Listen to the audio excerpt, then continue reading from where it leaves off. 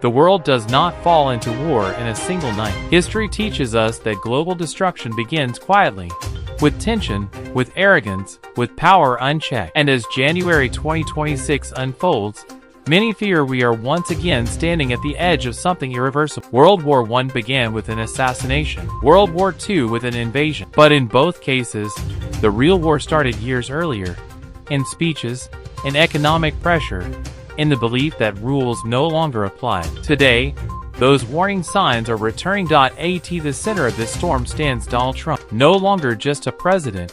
Critics say he now governs like a singular authority, reshaping alliance, redefining power, and challenging the very idea of international law. On January 1st, under the cover of darkness, U.S. commandos reportedly landed in Caracas. Helicopters cut through the night sky. By morning, Venezuela's leadership had collapsed. President Nicolas Maduro was taken from his residence. Washington declared dictatorship defeated. But the images that followed, of a shaken family and silent courts, raised a chilling question. Was this liberation or seizure? Then came the moment that shocked the world. Donald Trump declared himself the acting president of Venezuela. In over 250 years of American, nothing like this had ever happened. A red line was crossed. 2 days later, U.S. warships seized an oil tanker linked to Russia. Even as a Russian nuclear submarine watched nearby, Moscow called it piracy. Washington called it enforcement. The ocean became a battlefield. On January 5th, America imposed a historic 50% tariff on. The official reason sounded personal, but experts saw something deeper.